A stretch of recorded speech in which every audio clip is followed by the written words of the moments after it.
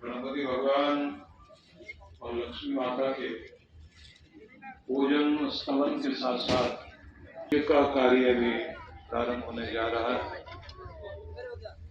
और आप सभी लोग साक्षी बने हैं।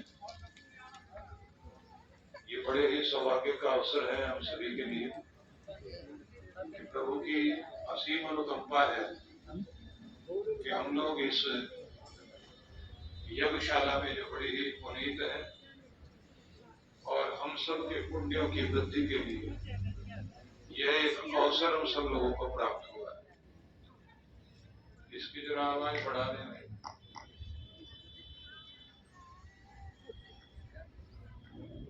तो इस समय कुछ चीजें हम लोग अवश्य सोचें कि हम सभी लोग ब्रह्मांड से जुड़े हुए हैं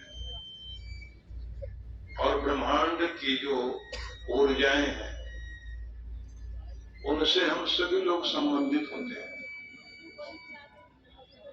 दो तरह की ऊर्जाएं ब्रह्मांड में है, एक सकारात्मक ऊर्जा है, एक नकारात्मक ऊर्जा है।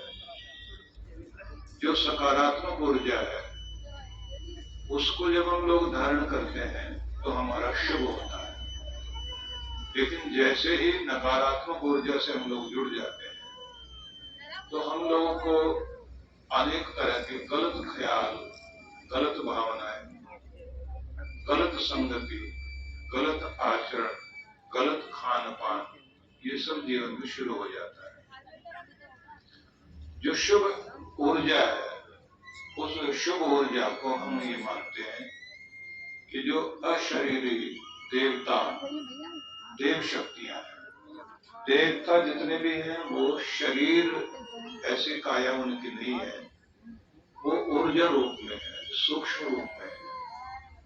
और जो भी हम लोग उन तक पहुंचाते हैं, जैसे पुष्प अर्पित किया, कल आपको बताया था, तो उसकी सुगंध, उसकी कोमलता, उसका सौंदर्य और उसको जिस भाव से हमने अर्पित किया वो देवताओं तक पहुंचता है। ठीक इसी प्रकार से हमारे शरीर के अंदर से भी ऊर्जाएं प्रकट होती हैं। वे ऊर्जाएं यदि केंद्रित हो, मतलब हमारा फोकस अगर सही हो, तो फिर जिस देवी देवता के लिए हम उसको भेजते हैं वो ऊर्जा वहां तक जाती है और फिर वहां से रिफ्लेक्ट होकर आप तक आती है। जब आप तक आती है तो फिर आप उसको ग्रहण करने वाले बने।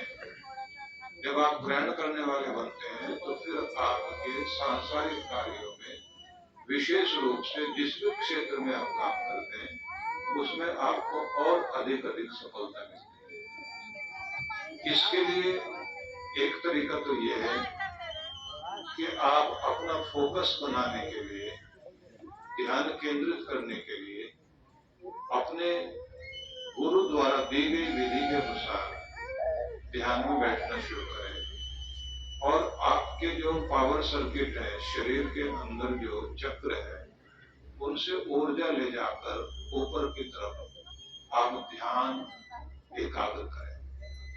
और जिस भी कामना से आप किसी भी देवी देवता से जुड़ते हैं तो उनके मंत्र पाठ करते हुए आपने ध्यान करना होता है। जिस भी तरह की सफलता आप चाहते हैं तो आपको वो चीजें मिलनी शुरू होती हैं।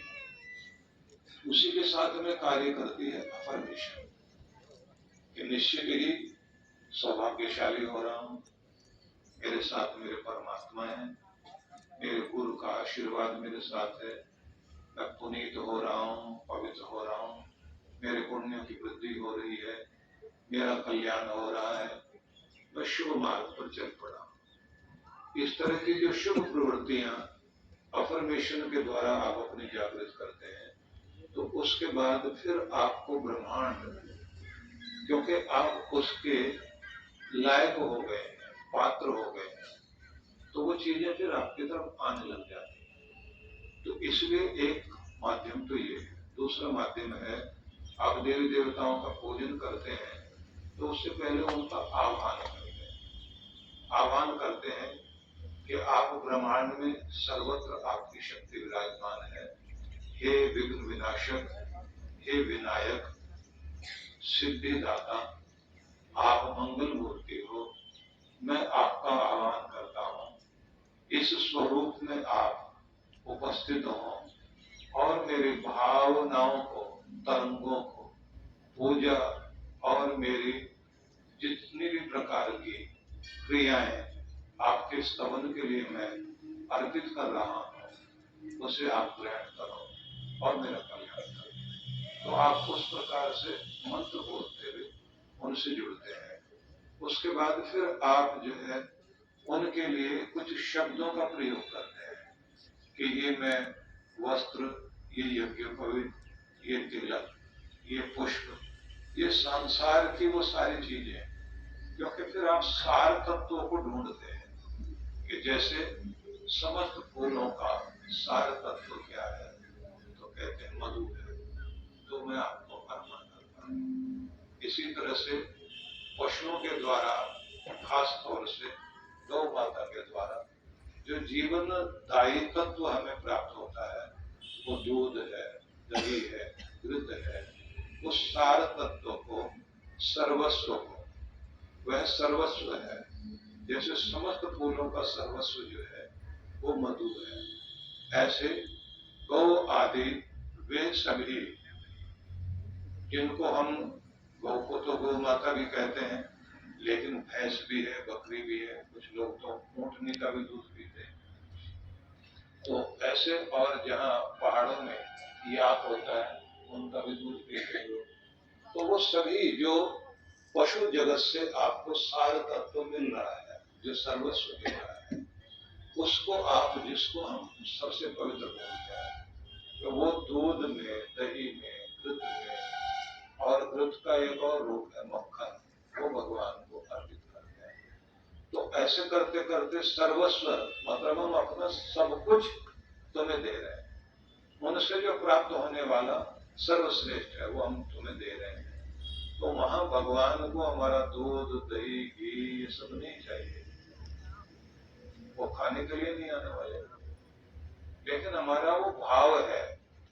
अगर हम किसी को आकर कहें आपका जन्मदिन है, बस बहुत बहुत शुभकामनाएं, और दूर से फोन से बता दें, तो वो बात नहीं आती। लेकिन जब आप उनके लिए कुछ ढूंढ कर, उनकी पसंद का या अपनी पसंद का कुछ भी जो आपके लिए बेस्ट है वो ढूंढ के लेकर आते हैं और बहुत भावना से आकर के आप देते हैं, तो फिर वो कोई व्यक्ति आपकी वस्तु लेने नहीं बैठा, लेकिन वो जो आप पदार्थ के रूप में जब अपना कोई भी भाव प्रकट करते हैं, तो फिर उस समय उसकी कीमत बहुत बड़ी हो जाती है कि ये मुझे सफल होने पर घड़ी दी गई, ये मेरे जीवन का वो समय है जब मेरे हाथ में माँ ने ये एक स्वर्ण आभूषण धारण कराकर मुझे आशीर्वाद दिया।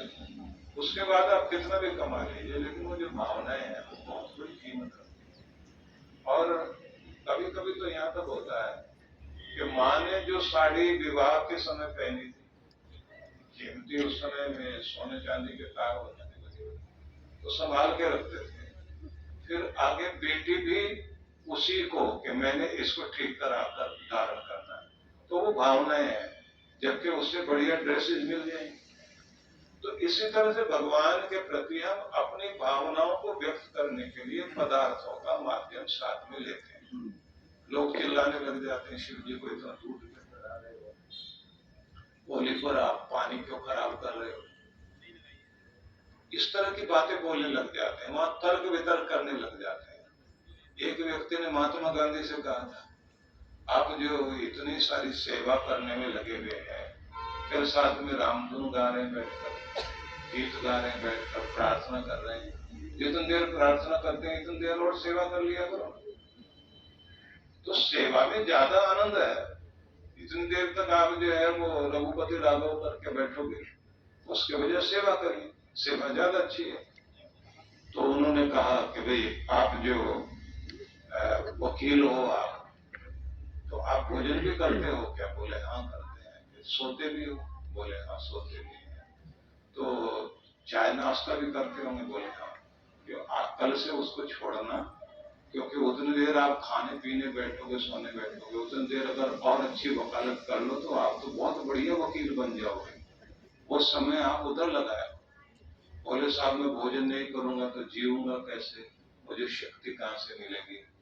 बोले मुझे भी प्रार्थना करने से आत्मा को शक्ति मिलती है, उसी के कारण मैं सेवा कर पाता हूं। और अगर वो शक्ति न मिले, वहां से कृपा न हो, वो जो प्रेम न मिले उस प्रभु का, तो बहुत लोग हैं दुनिया में, हर कोई सेवा तो नहीं करता। जिसके ऊपर परमात्मा की वो करुणा बहती है वे तो सेवा में लगता है।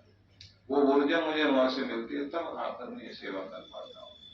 इसलिए ये बात ध्यान रख लीजिए कि ये आह्वान हम देवी देवताओं का करते हैं, पदार्थ भी अर्पित करते हैं, उनके द्वारा भाव व्यक्त करते करते हम अपने ईश्वर से जुड़ते जाते हैं और वो भाव तरंगे फिर ब्रह्मांड तक जाती है। इसमें एक तीसरी चीज आती है जो फिर हम लोग जो है इस लंबी प्रक्रिया जब सिखाते हैं ना, वरदान सिद्धि लंबी प्रक्रिया, छोटी नहीं, लंबी प्रक्रिया में फिर ये बताते हैं कि आप ब्रह्मांड से अपने आप को जोड़ने के लिए अपने इन चक्रों की ऊर्जा का प्रयोग कीजिए। और उसमें एक खास बात आती है कि दो ग्रंथियां, कॉर्टिसोल, एड्रिनल, ये आपके संकट के समय में